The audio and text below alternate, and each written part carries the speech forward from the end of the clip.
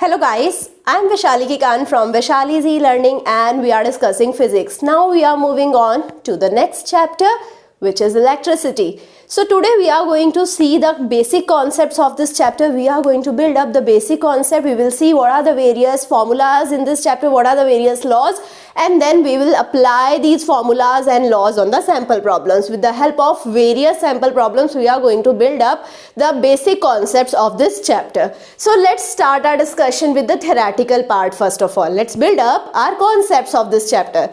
So first of all, we must understand what is a charge. Charge is a basic property of matter. It is also known as electric charge, right? If I have a substance, the basic property is charge, right? Electric charge is a basic property of matter, and now we have two types of electric charge, positive charge or negative charge. Now coming to the static electricity. What is static electricity? Is the buildup of the stationary electric charge on a substance. Let's suppose I have a metal sphere over which I have a buildup of the positive charge. So now this electricity that is generated over this sphere is static electricity. It is not moving, right? It is just present on this spherical ball, right? Otherwise we can have the negative charge also. We can have any charge buildup on the substance, either positive or negative, right? So static electricity is the buildup of the stationary electric charge on a substance. Only condition is that the charge is stationary. Now coming to the electrical structure of a matter. The electrical structure of the matter was given by Bohr and Rutherford. You can see in the figure, you can see what is the Bohr-Rutherford model of the structure of the matter. Now in the matter we have various things. So let's understand what are the various terminology related to the Bohr-Rutherford structure. So first terminology is atom. Atom is the submicroscopic particle of which matter is made. All of the matter is made up of a basic building block which is called as atom, which is a submicroscopic particle. Coming to the electron. Electron is a negatively charged particle which moves around the nucleus of an atom. In an atom we have a nucleus, which is a central region of the atom. Atom is a circularly shaped region. So according to the Bohr-Rutherford, in which in the central part is a nucleus, right? So in the nucleus we have two elements, that is proton as well as neutron, and outside the nucleus we have revolving electrons, right? So electrons are the negatively charged particles which move around the nucleus of an atom, right? So these are always revolving around the nucleus of an atom. Coming to the proton. Proton are the positively charged particle and they are found inside the nucleus of an atom. Coming to the neutron. Neutron is a neutral particle. There is no charge on the neutral. It is also found in the nucleus. Coming to the elementary charge. Elementary charge is represented as E. It is the electric charge of magnitude equal to the charge on a proton and an electron. So if I take the charge on a proton or I take the charge on an electron, single proton, single electron will be having the charge equal to the elementary charge, which is represented as E. So it is the electric charge which has magnitude equal to the single proton or single electron. Coming to the negative ion. Negative ion is the atom that have at least one extra electron. So in the negative ion we have more electron than it was supposed to have, right? If I have an atom, let's suppose it's supposed to have 5 electron, but now this atom acquired one more electron. So now this will be a negative ion, right? So now if this atom is having at least one extra electron and we see it's a negatively charged atom, we call it as a negative ion. Similarly, we have a positive ion which is having a loss of at least one electron. It has lost at least one electron and it is positively charged. So it is a positive ion. Now coming to the fundamental laws of electric charge. Benjamin Franklin, he gave us that the two types of charges are there, positive and negative. I already told you there are two types of charges, positive and negative. Benjamin Franklin actually verified this and he gave his laws. So according to him, the opposite electric charge will attract each other. If I have positive and negative charge, these are attracting each other. Similar electric charge will repel each other. Positive charge will repel other positive charge. Negative charge will repel other negative charge. Charged object attract some neutral object. So charged object will be attracting a neutral object as well.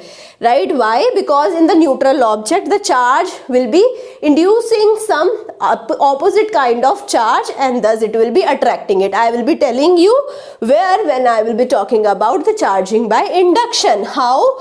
If I have a charged object, it will be attracting a neutral object. Now coming to the charging on an object. So how we can charge an object? The object can be charged by addition or removal of electron. If I am removing the electron, the object will become positively charged. If I am adding the electron, the object will become negatively charged. The number of proton always and always remains constant. We will never change the number of protons when we are charging any object. Only the number of electrons will be changing. Coming to the conductor. Conductor is a solid in which charge flows freely. If you put charge on a conductor, it will flow freely around the structure and it will distribute around the volume of this solid, right? So if you have a solid of circular shape, if you put charge over here, right, so this charge will distribute evenly over the conductor, right? If you have a conductor, the charge will be getting less hindrance to flow, right? So charge can flow easily inside a conductor. Now coming to the insulator. Insulator is a solid that hinders the flow of charge. So in the insulator, as opposite to the conductor, we cannot have a smooth flow of charge, so we have a hindrance into the flow of the charge, right? You can see the figure over here. The A figure shows a spherical conductor, and you can see in a spherical conductor the charge spreads out evenly. In the insulator, the charge remains on the spot where it was introduced. Charge is not moving. Charge remains on the same spot where it was introduced. Right? So you can see in the part B of this figure, you can see the other shapes of the conductor. Now if I have a circular shape, charge will evenly spread on all of the parts of the conductor. Now if you see, we have the different kind of shape of this conductor. Now the charge will tend to repel one another toward more pointed surface. So if you have this structure, right? So here you have a pointed surface, the charge will be repelling each other. Like let's suppose here we have positive charge. So these positive charges will be repelling each other and they repel each other towards this surface. This is a pointed surface. So on this pointed surface, we will be having accumulation of the more of the positive charge, right? So if I have negative charge, we will be having more accumulation of the negative charge on the pointed surface. So we have a charge which is tending to repel each other towards the more pointed surface if I have the pointed shape of the conductor. Now coming to the reason why we have a conductor and an insulator. We have the conductor where the basic atom is not having much binding force towards its electron. But on the other hand, insulator is having a greater binding force towards the outer electrons. So it will not allow the outer electrons to flow freely inside it. Whereas conductor will be having very less force of attraction from the nucleus to the outer electron of the atom, and thus this electron can flow freely inside the structure.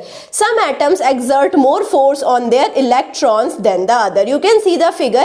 Here you can see we have a ebonite and fur rubbed together. So electron in the atom in the fur are captured by the atoms in the ebonite, which exert stronger force of attraction than the fur, right? So now the ebonite is having the stronger force of electron in the atom towards the electron. So the electrons from the fur will move towards the ebonite rod. So after rubbing, the ebonite will be having the excess of electron and the fur will be having the deficit of electron. This phenomena is called the charging by friction. You can see initially both of the ebonite as well as fur were uncharged. Now after rubbing them, the electrons moved and thus both of them become charged. Both of them became oppositely charged. So ebonite was negative negatively charged, fur was positively charged. Coming to the electrostatic series. Electrostatic series shows a substance tendency to gain or lose electron. Now this is the series which decides which substance is going to lose electron, which substance is going to gain electron.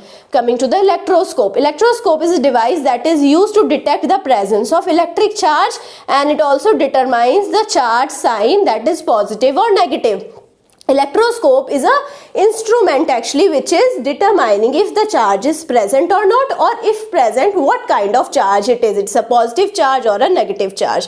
Now we have two types of electroscope. First is pith ball electroscope, which consists of a light metal coated ball which is suspended on an insulating thread. We have an insulating thread on which we are suspending a light metal coated ball, right? So the charged ball is going to detect the charge on the nearby object. We are going to put the charge on this metal ball, and if I have a charged object nearby to this ball, so this charged object is going to deflect this ball, and thus from the deflection I can understand if there is charge present on the object or not. So you can see the figure here. You can see we have a repulsion of the negative pith ball by a charged ebonite rod. So if I have a charged ebonite rod, we have the repulsion of the negative pith ball. So from here we understood the charge on the ebonite rod was negative, right? Because only the like charges will repel each other. If the pith ball was negative, it is repelled, so the charge on the ebonite rod was also negative and it is charged, right? So now coming to the metal leaf electroscope. This is the second type of electroscope. Here we have two thin metal leaves which are suspended from the metal rod in a glass container. We have a glass container, we have a metal rod over which we have two leaves, right? These two leaves are of metal, right? So now we have a metal knob. So metal knob is placed at the top of the metal rod, right? So now the center of the electroscope is a conducting material, right? So the center of electroscope is made up of the conducting material, and if I put any charge on the center of the electroscope, it will spread out evenly over the knob, rods as well as leaves. So as soon as I put charge on the knob, it will be spreading on the rod as well as leaves evenly. So leaves will be getting some charge, and if the two leaves are getting the same charge, they will repel each other, they will move apart. So the movement or deflection of the leaves will tell me that if some charge is present on the object or not. You can see in the figure we have the metal leaf electroscope. So now coming to the charging by contact. What happens in the charging by contact? As the name suggests, if I have a charged object, if I have an uncharged object, I will make two objects in contact and the charge will transfer. So obviously one object is previously charged and another was not charged, and the same charge is transferred to the another object. So charged ebonite rod, when it is touched with the neutral pith ball electroscope, the axis of the electron on the ebonite rod will be moving towards the rod of the electroscope, and thus I can say we have the repelling in the neighbors of the leaves of the electroscopes. Thus we can see we have the repulsion in the neighbors, and thus the pith ball will acquire the charge. This is the same charge that we have on the ebonite rod. You can see in the figure. Now the part B of the figure shows that the charged ebonite rod, when touches the knob of the metal leaf electroscope, it will now transfer the charge on the metal leaf electroscope as well. So this is the charging by contact, right? Now the third type of charging is by the charging by induction. So here we have the charged ebonite rod which is made closer to the knob of a neutral metal leaf electroscope. The leaf moves far. So now when we have the knob of the metal leaf electroscope, and here we have the charged ebonite rod. So this charged ebonite rod will, here let's suppose we have the negative charge. So negative charge is going to attract the positive charge, right? So it is going to repel actually the electrons. So as the electrons are repelled in this knob, so here we will be having the development of the positive charge, and here we will be having the development of the negative charge, right? So now as soon as I have a grounding over here, so now as I remove the grounding, right? So if you touch it with your finger also, your finger will be acting like a grounding, right? So now as you remove the grounding, this negative charge will be removed, and we will be having the positive charge developed over the surface, right? So now this is called the charging by induction. So now the charged ebonite rod, when it is made close to the knob of the neutral metal leaf electroscope, the leaf moves far, which means the charging is present on the leaves. Now how the charge was induced on the leaves? With the help of this charged ebonite rod. So now with the phenomena of induced charge separation, the charge was induced on the metal leaf. So what is the induced charge separation now? It is the distribution of charge that result from a change in position of electron in an object. So what happened? Electrons were moved far away with the negative charge of the electrons in this ebonite rod. So ebonite rod made the electron move away in the electroscope, and thus we had a redistribution of the charge, which is called as the induced charge. Now here we require a ground. I told you we will require a ground so that electrons will move away and we will be having induction of the positive charge on it. So the ground is here. What is ground? It is the connection of object to the earth through a conductor.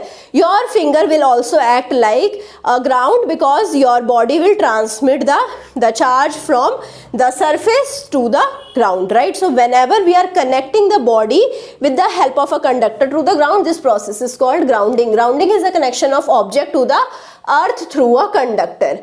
Coming to the electric field. Now what is electric field? Electric field is a space surrounding a charged object where the force of attraction or repulsion act on the other object. So now if I have a charge, so based upon the position of another charge, if the position of another charge is here, this charge can experience the force due to this charge. If the another charge is present over here, it might not be able to experience force of this charge. So now the region where the force of attraction or repulsion from this charge can be observed is the electric field. So space surrounding a charged object where the force of attraction and repulsion act on the other object is the electric field. You can see the figure. Here we can see the electric field of a single positive charge. So if I have a positive charge, we will be having outward directed field. All of the field lines you can see, these are directed away from the positive charge. If I have a negative charge, all of the field lines will be directed towards the charge. So field line will enter towards the negative charge and it will go away from the positive charge. Now you can see the figure over here. We have the electric field for a system of charge. So now we have a opposite charge as well as like charge. So if I have two like charge, positive, positive, positive or negative, negative, you can see the distribution of electric field lines, right? So you can see in the central region we have no electric field. So we can have a region where we will not experience the electric force if I have two opposite charges. Right now, in the center of the two similar charges where we will not be experiencing the force. So now two similar charges, inside, in between them we have a region where no force is experienced. So similarly we have the opposite charges. You can see the field line distribution of the opposite charges. The field line will start from the positive and it will end at the negative charge. Coming to the measuring of the electric force. So the Charles Augustin de Coulomb was the first person to measure the electric force. You can see the figure from here. You can see what is the Coulomb's experimental setup. When the B, which was charged, which it made close to A. So A was connected to the wire, right? So A was connected to the wire. As soon as B was made close to A, so there was some charge induced on the A, and as soon as there was charge, there was a attraction or the repulsion force on the A, due to which the wire would twist, and this twisting will be measuring what is the charge present on the A. So if I have a B which was previously charged, it is used to measure what is the charge present on the A. Right, so now you can see what is the Coulomb's law. Coulomb's law is magnitude of the force between the two charged object is directly proportional to the product of charge, and it is inversely proportional to the square of the distance between them. So if I have two charged objects, right, if this is the first object, this is the second object. So if I need to find out what is the force, if these two are positively charged, I know the force would be repulsive force. So we need to find out what is the magnitude of this force. So the magnitude of this repulsive force will be directly proportional to the charges of the two objects Q1 and Q2, and thus inversely proportional to the square of the distance between these two charges. So F can be represented as K Q1 Q2 upon D square, where K is a constant which is having the value 9 into 10 raised to power 9. Coulomb is the SI unit to measure the electric charge. Now in the 20th century, Millikan proposed an experiment which tells us what is the value of the elementary charge, what is the magnitude of the elementary charge, or what is the charge on an electron. He gave the value of the charge on an electron as 1.6 into 10 raised to power minus 19 coulomb. So let's see in the figure, this is the experimental setup for the Millikan, and you can see over here he has put the oil drops in between the two parallel metal plates. We have two parallel metal plates which are connected to the supply. Over here we are putting the oil drop in between the two parallel metal plates. The light on the oil drop is falling, and this light can be observed under the telescope. So when I observe the light of the oil drops under the telescope, we can observe the movement, right? So now these plates are connected to the power supply. So as soon as these plates are connected to the power supply, there is electric force applied on the oil drops. So when the electric force is applied on the oil drops, so as soon as the upward electric force on the drop is having the same charge as the lower plate, so the lower plate is having same charge as the upward electric force on the drop, that time we will be having movement of the drop to be upside. So this will isolate the single oil drop, and at that time, at this movement, the gravitational force is acting on the drop in the downward direction, and the same electric force is applied on the force in the upward direction. So Fg will be equal to Fe, and from this observation he calculated what is the value of Fe, because he knew what is the velocity with which this oil drop is moving, right? He knew what is the potential he has applied to the plate. He knew what is the formula of the Fe as well as the gravitational force of a given mass of oil drop, right? So with these observations, he calculated the various types of readings he did. He calculated the elementary charge on the particle numerous times, and he came on to the conclusion that the smallest value of the charge is 1.6 into 10 raised to power minus 19 coulomb. It is the charge on an electron. All other value of the charges are the whole number multiples of 1.6 into 10 raised to power minus 19 coulomb. So if I have a bigger charge, it will always be the multiple of the smallest charge, which is 1.6 into 10 raised to power minus 19 coulomb. So Q is Ne. Right, so now coming to the electric current. What is the electric current? Moving charge constitute the electric current. Whenever a charge is moving, we have an electric current. So I is Q upon delta T. Delta T represent the time, Q represent the charge. Now ampere is the unit, SI unit to measure the current. So ampere is SI unit of electric current, and 1 ampere is 1 coulomb per second. 1 ampere is the electric current when 1 coulomb of charge moves past a point in a conductor in 1 second. So if I have 1 coulomb of charge which is moving around a point in 1 second, and this point is having the area 1 meter square, so this is constituting 1 ampere of current. Now conventional current or electric current. So now the conventional current, or we call it as simply electric current also, it is described as the electric charge which is traveling through a conductor from positive terminal to the negative terminal of the source of the electric potential. Now we have a circuit. Circuit is the path where the current is flowing, right? So now whenever we are supplying a battery, now we have the different representation of the various components. Like this is representing a battery, right? One big longer line and one smaller line. This is representing a battery, and longer line represents a positive terminal, shorter line represents a negative terminal. Now it is connected to a resistor. This is a resistor. We can call it as a load. Load is a device which will be taking the electrical potential energy and it will be converting it into some another form of energy. We can have the load as a bulb as well. Now bulb is represented like this. Now resistance is represented like this. These two are loads, right? So now here we will be having the movement of the current.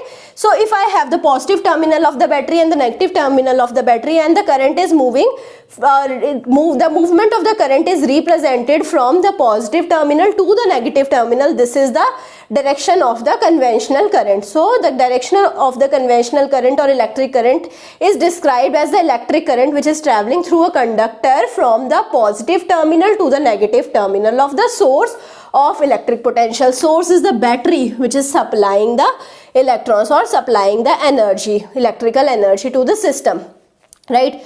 Coming to the electron flow. Electron flow is the term that is used to indicate the electric current in metal, and it is due to the motion of electron. Whenever the electron is moving, the movement of electron is represented as electron flow. It is opposite to the direction of electric current. So now the electron will move from this negatively charged and it will move towards here, right, towards the positive charge, whereas the conventional current will flow from positive to the negative. So both of the current flow are opposite in direction, right. Now you can see the figure. In the figure part A, we have represented the conventional current, and the part B shows the electron flow.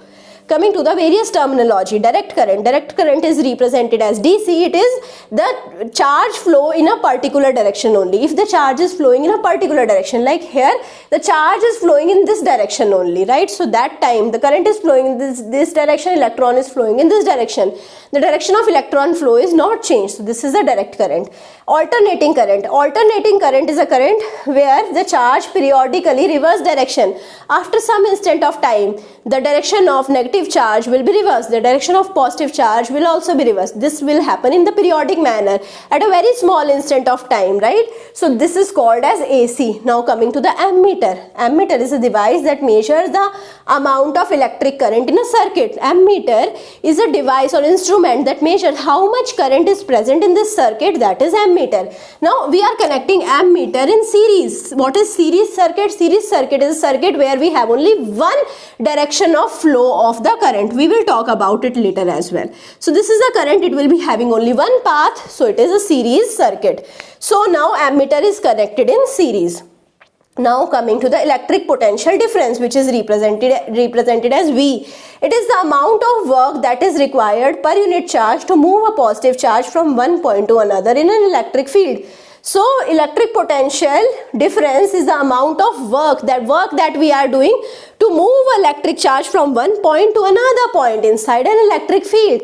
That work we are doing per unit charge. So V is W upon Q. Potential is W upon Q. So work done per unit charge to move a positive charge from one point to another in electric field. What would be electric potential? Electric potential is the work done to move a charge from infinity to a particular point, right, and per unit charge, right. So that work done per unit charge when I am moving a charge from infinity to a particular point is electric potential. It is measured in the SI unit volt. Volt is the SI unit for electric potential difference, and 1 volt is 1 joule per coulomb. You can see the figure over here. We can see increase in the gravitational potential energy in part A, and the part B shows the increase in the electric potential energy. Coming to the voltmeter. Voltmeter is a device that measures the electric potential difference between 2 points in circuit. So we can connect the voltmeter in between the 2 points in the circuit. So this is a circuit. If I connect a voltmeter over here in between these 2 points, it will be telling me what is the potential difference between these 2 points, right? So voltmeter, you can see I have connected in parallel. Parallel is a connection where we have more than one current flow path. So here the current can flow in this direction as well as this direction. From this point current can split. So this type of circuit is called as a parallel circuit. A voltmeter is always connected in a parallel circuit. You can see the figure here. We have the measuring potential with the voltmeter, and you can see over here we have connected the voltmeter in a parallel circuit. On the other hand, ammeter is connected in the series circuit. Now coming to the electric potential energy. Electric potential energy can be represented as work done, which can be represented as, what is work done? It is Q into V. So now work done is Q into V. That would be my energy, right? So change in energy is Q into V. And here I know what is Q. Q is I into delta T, right? What was the current? So we had discussed about the current. So current was I is equal to Q upon delta T. What would be Q over here? Q will be I delta T, right? So I will be using the value of Q as I delta T. I am going to put it over here. So delta E, electric energy lost, will be IV delta T. Now we will use this formula to find out power in the later part of this video. So now coming to the Kirchhoff's laws. Kirchhoff's laws are applicable on the series as well as parallel circuit. So now Kirchhoff's laws are based upon the two laws, law of conservation of energy, law of conservation of charge. So we will first discuss what is the law of conservation of energy and the law of conservation of charge. Then we will discuss the Kirchhoff voltage law and the Kirchhoff current law. So first, what is the law of conservation of energy? According to the law of conservation of energy, electron gain energy in a source, right? So if I have a source, this source is going to give the energy to the electron, right? So electron will gain energy in the source and it will be losing the energy into the load, right? So now I can say the total energy gained in the source will be equal to the total energy lost in a trip through a circuit.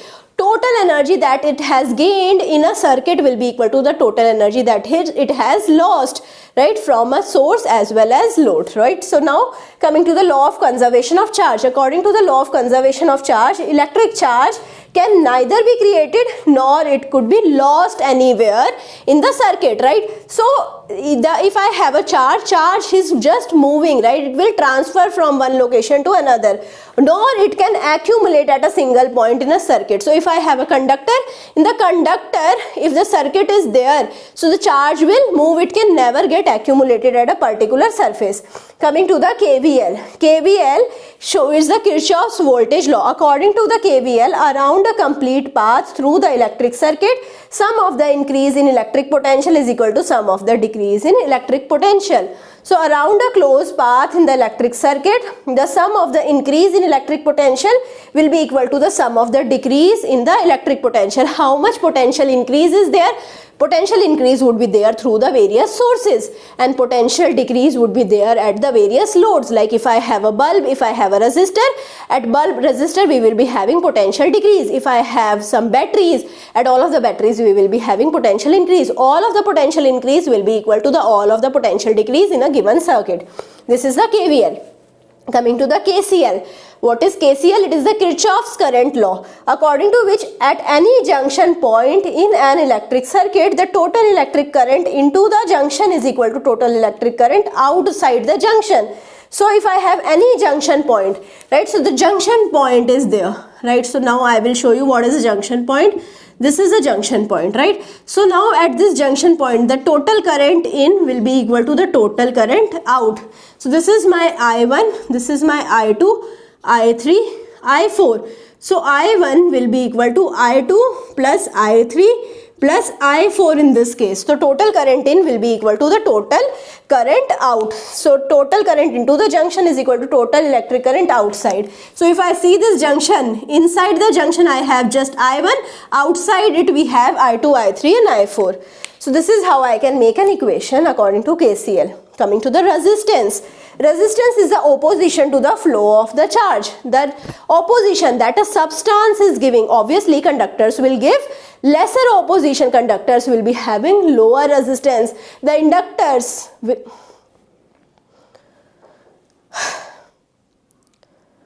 the insulators will be giving higher resistance. They will be giving higher hindrance to the flow of the charge. So Ohm's law is, according to the Ohm's law, the electric potential difference between the 2 points is directly proportional to the current flowing through these 2 points.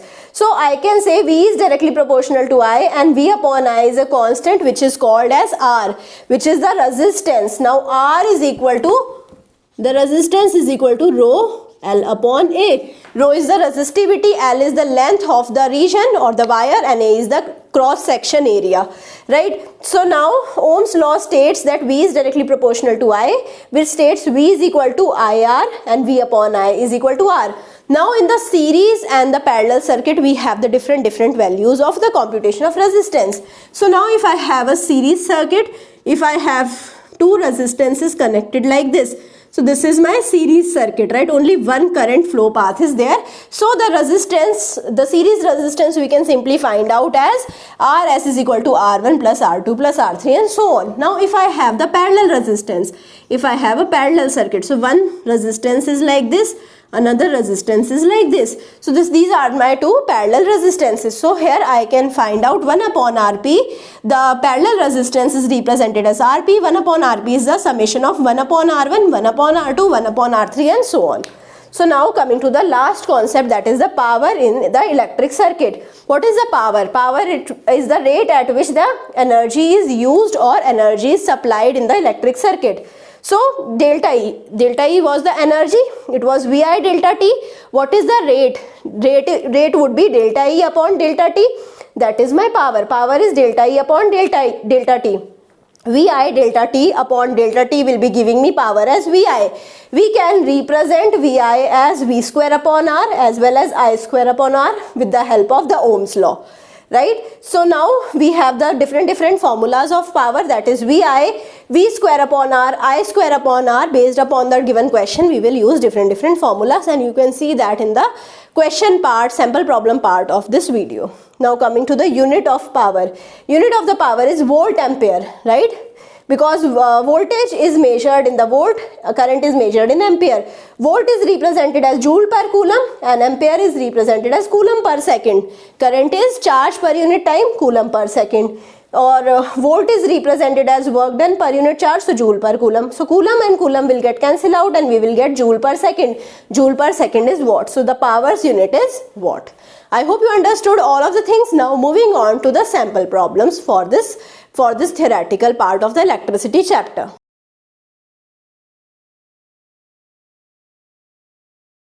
So let's start our discussion with the introduction to the series and parallel circuit. This is my series circuit and this is my parallel circuit. So now here we have any voltage source which is connected to the two resistances in series. How we denote this circuit is in series, because if I see the resistance 1 and the voltage, only one terminal is common in between the R1 and V. Similarly, if I see R2 and V, only one terminal is common, right? So here also R1 and R2 are also connected through only one terminal. Now in the parallel circuit, so you can see here, if I denote R1 and R2 are connected through two terminals, right? Similarly, R2 and V is connected through two terminals. So this is how, when I have the parallel circuit, there will be two common terminals, but here we have only single common terminal. Now let's suppose we have the current flowing through the series circuit and current flowing through the parallel circuit. So current will remain same in the series circuit, right? But if I talk about the parallel circuit, current is going to divide. Here I will be having I1 and here I will be having I2. So current will divide in parallel circuit.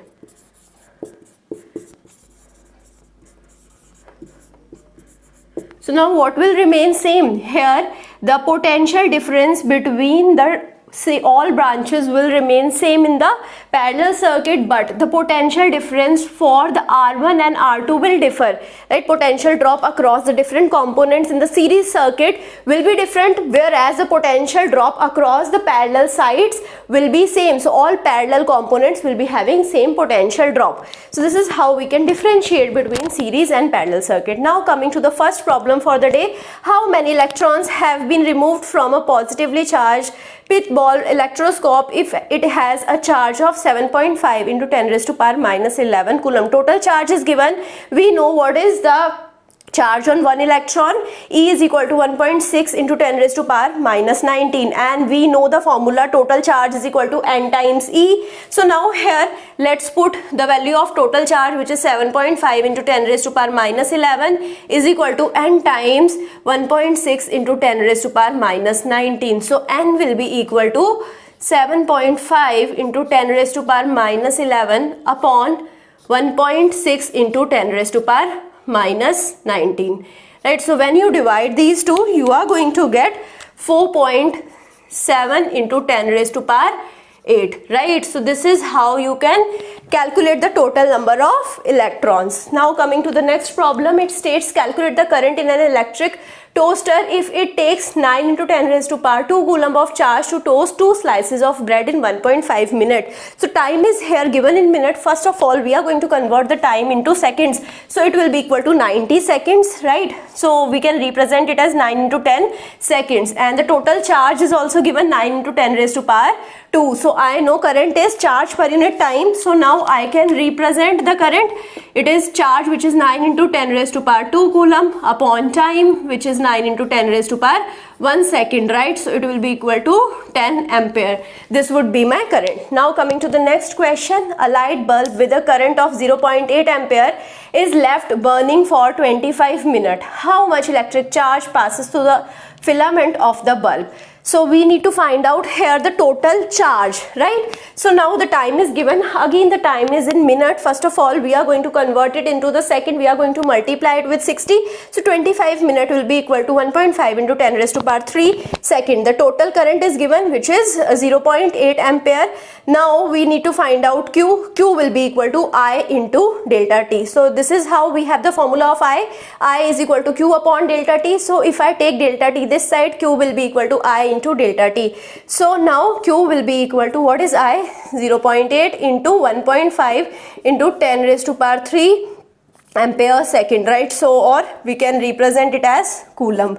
So when you multiply it, you are going to get 1.2 into 10 raised to power 3 coulomb, right? This is the total charge. Now coming to the next problem, it states a metal leaf electroscope with 1.25 into 10 raised to power 10 excess positive charge is grounded and discharges completely in 0.5 second. Calculate the average current in the grounding wire. We need to find out the average current. Now the total number of charges are given. Now the total number of electrons are given. So now the total number of electron is 1.25 into 10 raised to power 10. The charge on one electron is 1.6 into 10 raised to power 19 coulomb, right? So now we will be finding out the total charge. The total charge is equal to N times E. So what is N? N is given 1.25 into 10 raised to power 10, which is multiplied with 1.6 into 10 raised to power minus 19. So when you multiply these two, you are going to get 2 into 10 raised to power minus 9 coulomb. This is the total charge, right? So now we have found out the total charge.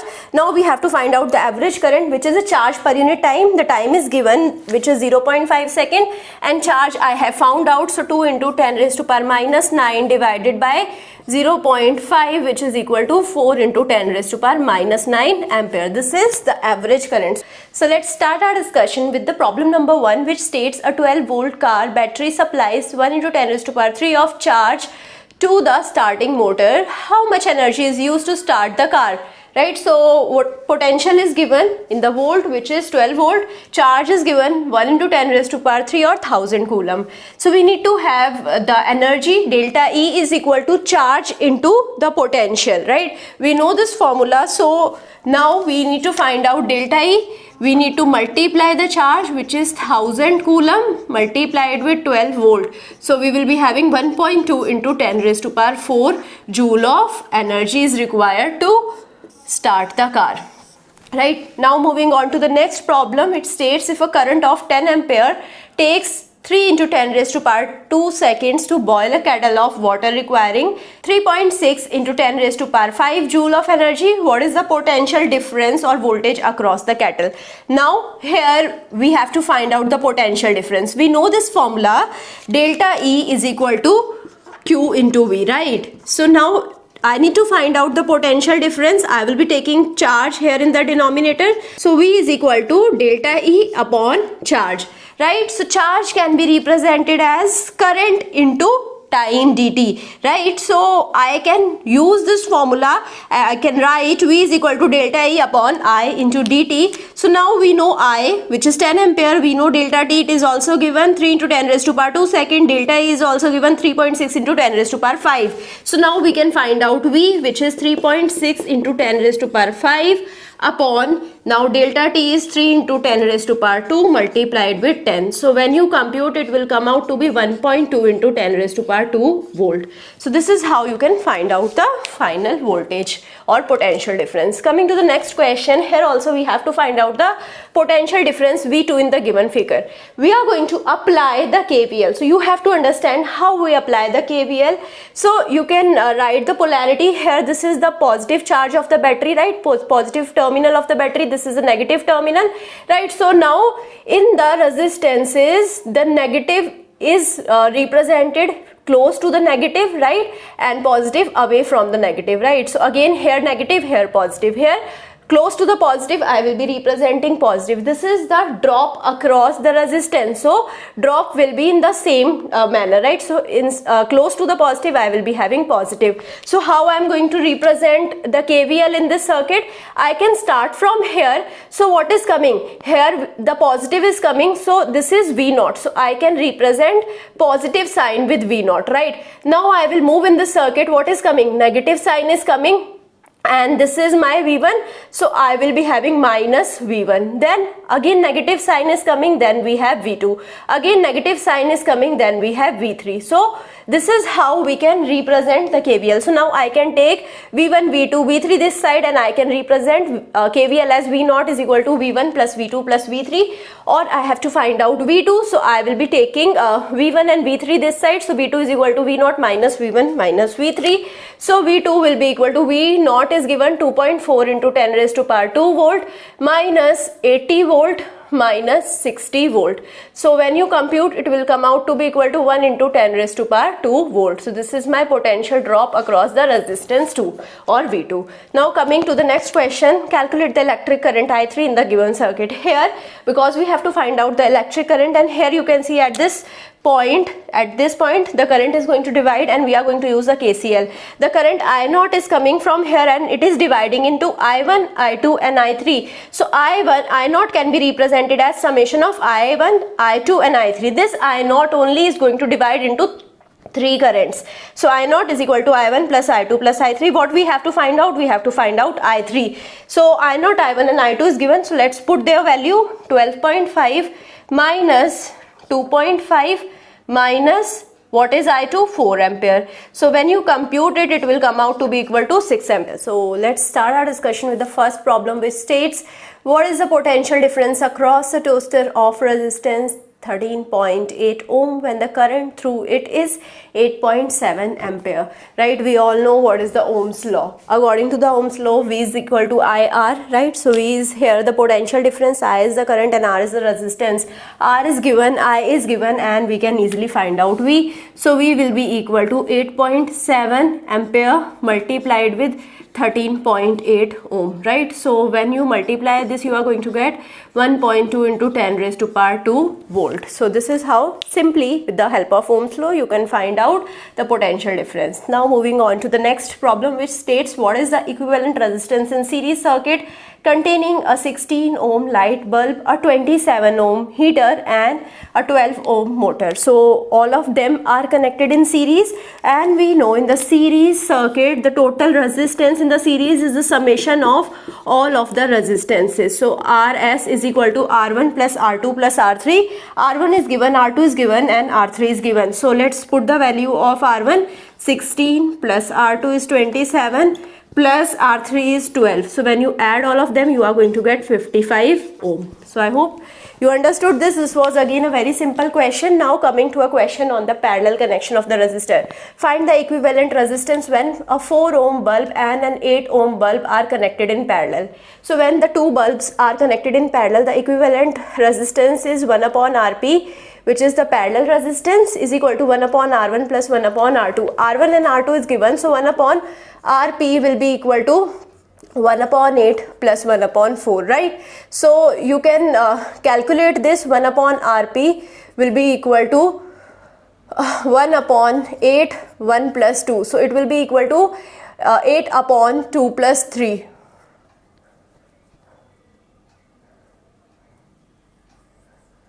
1 plus 2 upon 8. So Rp will be equal to 8 upon 3, which is equal to 2.7 ohm. So this is how simply we can calculate the parallel resistance. Coming to the next problem, which states find V1, V2, V3, I1, I2, I3 and R2 for the given circuit, right? So this is the circuit, and from this you will be able to understand a lot of circuit diagrams. You will be able to do a lot of problems like this, right? So this is the circuit diagram that we have. We have the input voltage that we are giving, the potential difference is 120 volt. The current that is coming over here is 12 ampere. The R1 is 8 ohm. R2 is not given. R3 is 3 ohm, right? So we have to calculate so many parameters. Now at this point, if I apply the KCL, so I0 is going to divide into I2 and I3. So now I0 is equal to I2 plus I3, and here we have I1 as well. So if I apply the total overall KCL on this point, I will be having I0 is equal to I1 plus I2 plus I3. Now if I apply Ohm's law on the entire circuit, at this part if I apply the Ohm's law, what is the current coming in? It is I0. What is the voltage? This is V0, right? So I can find out R0 as V0 upon I0. So you can calculate it. V0 is given, right? So V0 is 120, right? I0 is 12. So this is how you can see that R naught is equal to 10 ohm, right? So we have calculated the equivalent resistance of this full circuit, so that is 10 ohm, right? So now if I apply the Ohm's law on entire circuit, so now from here we can see that the total resistance or R naught here, which we have found out, is equal to R1 plus this parallel resistance. This is the total resistance that is present in the circuit. So R1 plus RP is equal to RT, or we can call it as R0 that we have computed.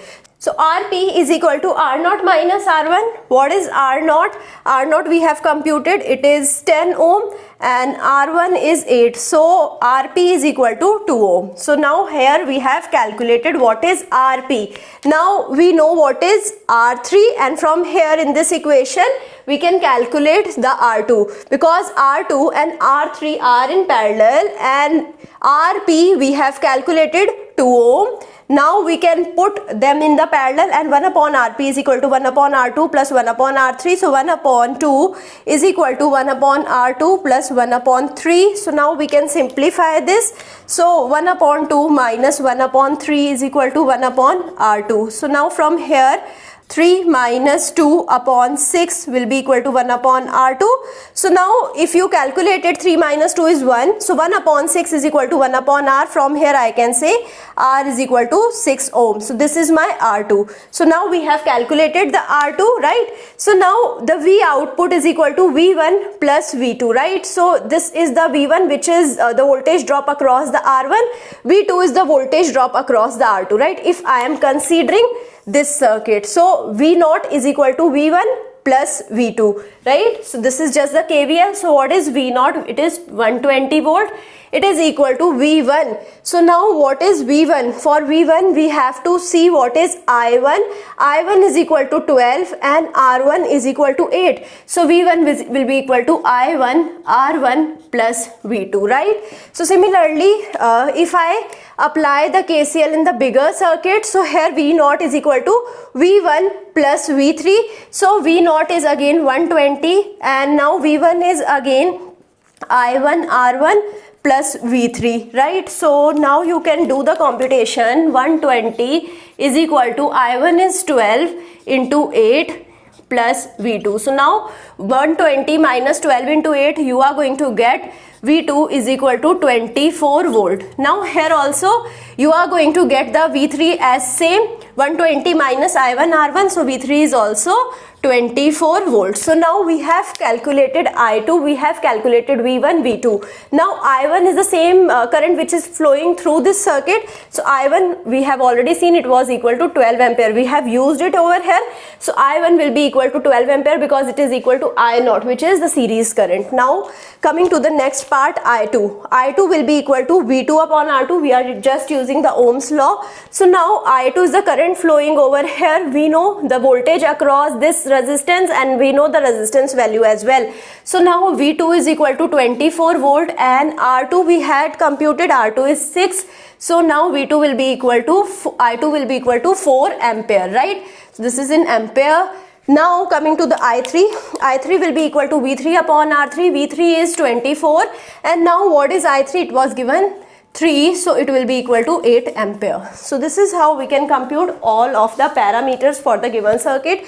So if you understood this, you can practice a lot of circuit problems now. So let's start our discussion from question number 1, which states what is the current drawn by a 1 into 10 raised to power 2 watt light bulb operating at a potential difference 120 volts. So power of the light bulb is given, which is 1 into 10 raised to power 2 watt, that is 100 watt, right? So potential difference is also given. Now we have to find out the current. So current is related to the power and potential with the formula P is equal to VI, right? So now we can put the value of P, we can put the value of V over here. So 1 into 10 raised to power 2 will be equal to 1.2 into 10 raised to power 2 multiplied with I. So I will be equal to 1 into 10 raised to power 2 upon 1.2 into 10 raised to power 2, which is equal to 0.83 ampere. Right, so this is my current. Now moving on towards the next question, which states what is the resistance of a 6 into 10 raised to power 2 watt kettle that draws a current of 5 amperes. So now here I have to find out the resistance. Now the power is given 6 into 10 raised to power 2 watt. The current is given 5 amperes. So the power can be related to the current and resistance with the formula P is equal to I square R. This was again the formula of the power. So now from here, if I take I square in the denominator of the P, so R will be equal to P upon I square. So now let's calculate the R, which is P 6 into 10 raised to power 2 upon I square. I square will be 5 square, so 600 upon 25, which is equal to 24 ohm, right? So this is how you can calculate the resistance. Now moving on towards the next problem, which states what is the power which is dissipated by an electric frying pan that has a resistance of 12 ohm and operates at a potential difference of 120 volt, right? So resistance and potential is given, so we have to find out the power. Power is related to both of them with the formula P is equal to V square upon R. So let's put the values of V and R. So 1.2 into 10 raised to power 2 square, right? So 10 raised to power 2 square upon 1.2 into 10, right? So here I will be having 1.2 into 1.2 into 10 raised to power 4 upon 1.2 into 10. So 1.2 will get cancelled out and we are left with 10 raised to power 3. So it will be 1.2 into 10 raised to power 3 watt, or I can represent it as 1.2 kilowatt, right? So now moving on towards the next problem, it states calculate the cost of operating a 4 into 10 raised to power 2 watt spotlight for 2 hours a day for 30 days at a rate of 9 cent per kilowatt hour, right? So power is equal to, power is given in the watt, so we can represent it in kilowatt because here the rate is given in kilowatt hour. So power is 4 into 10 raised to power 2 watt. It can be equal to 0.4 kilowatt. We can divide it by 1000. Now delta T will be the time for the 30 days. For every day it was used for 2 hours, right? So for 30 days we will be having 2 hours per day multiplied with the 30 day. So that would be the total time. So total time is 60 hours. Now the total energy is P into delta T. So what is the power, which is 0.4 kilowatt multiplied with the time, which is 60 hour. So it will be equal to 24 kilowatt hour. So we have found out the energy, right? So now if I talk about the cost, so cost is the total energy multiplied with the rate. So the rate is given, and if I multiply the energy, 24 kilowatt hour multiplied with 9 cent per kilowatt hour. So now here I will be having the answer 216 cent, or which can be represented as $2.16, right? So this is how we can solve all of the questions very easily. I hope you understood all of the things that we have discussed, and I hope you have downloaded Vaishali's e-learning mobile app. If you have still not downloaded it, download it now. Check out the various courses and check out the various discounts also if these are applicable, available now. And if you have still not visited our other platforms like Instagram, LinkedIn, you can see the various platforms where we are working and you can get connected to us there as well. And if you have still not subscribed and liked this video, please do it as soon as possible. Thank you so much.